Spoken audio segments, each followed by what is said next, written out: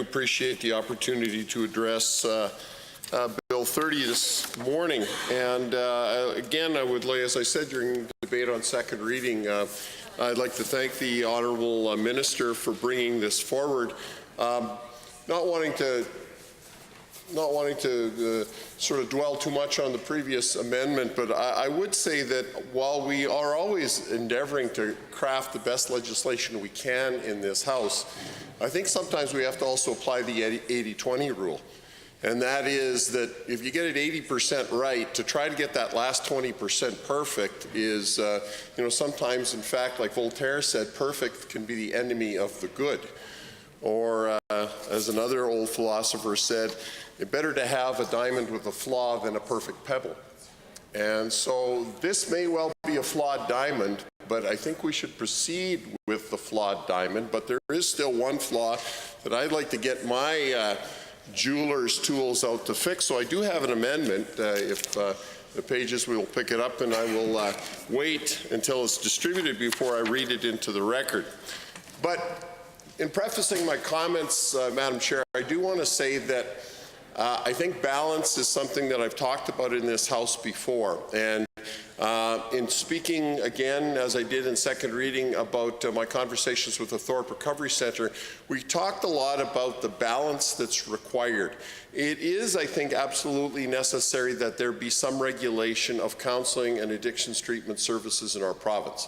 The fact that there is really nothing there currently, and that many of the organizations and institutions that provide these services are doing it on a voluntary basis, does leave the potential for some, shall we say, abuse, or the potential for some people who are not skilled or not properly trained to enter into this very, very important area.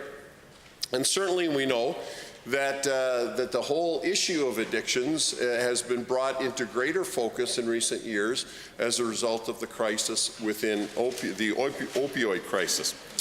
But specifically in my conversations with the Thorpe Recovery Centre, there was concern expressed when I spoke with the Executive Director about Section 12.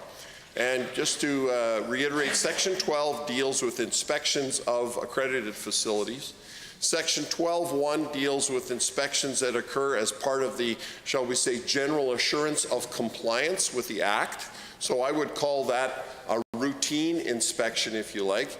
Section 12.2 deals with inspections that occur as a result of a concern over a possible breach of the Act, or as my colleague, the Honourable Member for Calgary Mountain View, mentioned during second reading debate, the potential that there is some unsavory practice going on. And certainly this is something that we would want to see rooted out as quickly as possible. But I mentioned during debate on second reading that I felt that, especially when we're dealing with an addictions treatment facility, that the residents in that facility deserve some degree of notice that an inspector was going to be coming for a visit.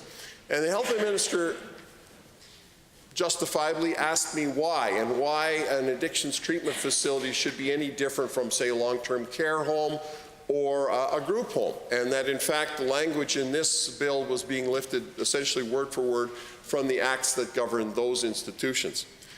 And the difference, Madam Chair, is that people who are in a long-term care centre with, for example, dementia or some other specific health needs requiring long-term care, there's no stigma attached to that.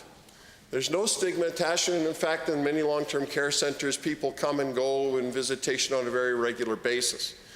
But if you're in an addictions treatment facility, in a residential treatment facility like the Thorpe Recovery Centre near Lloydminster, you have an addiction, and you're addicted either to alcohol, drugs, gambling, or sex. Those are the four areas that are being treated at the Thorpe. And I can tell you there's a considerable amount of stigma attached to all of those.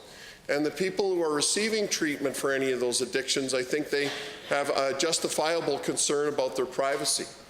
And so one of the things that the Thorpe Recovery Centre always does when someone is going to visit the facility is they make sure that the residents who are currently there are aware of that, so that, if some residents would prefer not to be seen or in public areas, they have that opportunity to stay in their room.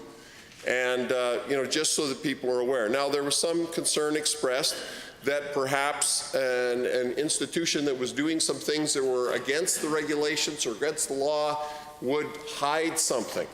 And I tried to assure people that a 4-hour notification was nowhere near enough time to cover up things that are unsavory. But in speaking with the executive director at the Thorpe Recovery Centre, I suggested, how about a 2-hour notice for a routine inspection only, not for an inspection covered under 12.2. 12.2, I'm not suggesting we should amend 12.2 in any way. If there is suspicion of some improper activity going on within a residential detoxification or addictions treatment facility, then I fully agree that the inspector should be able to enter that facility without warrant or without notice.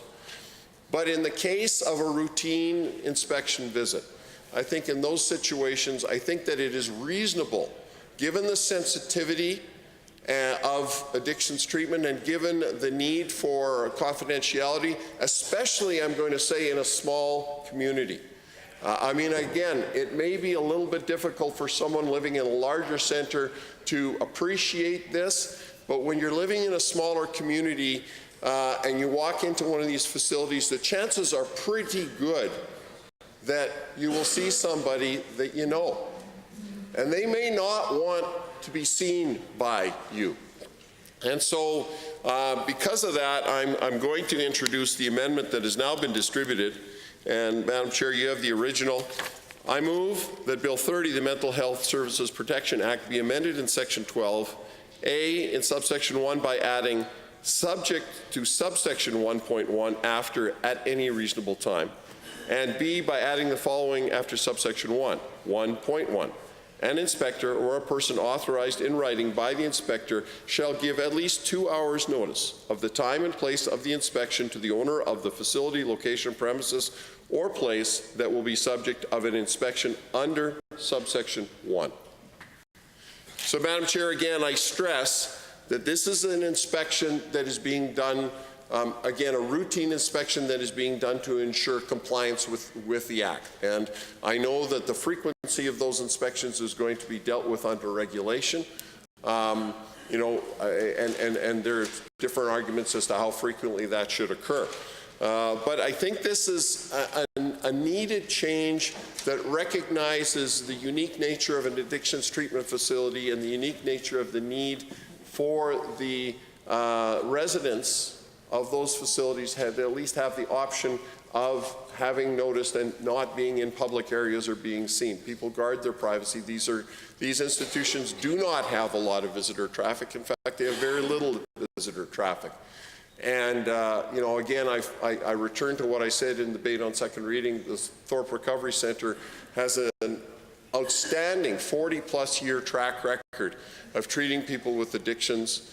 I think we should draw on that experience. I think we should draw on that experience to try to perhaps remove this small flaw in the legislation. I do think this improves it, and I do think it strikes the balance between the need to be able to inspect institutions that are perhaps engaged in activities that are not compliant with the regulations or with the Act, but at the same time providing a balance such that residents of that institution are given appropriate notice that their privacy is being protected. And I would ask for support of the amendment.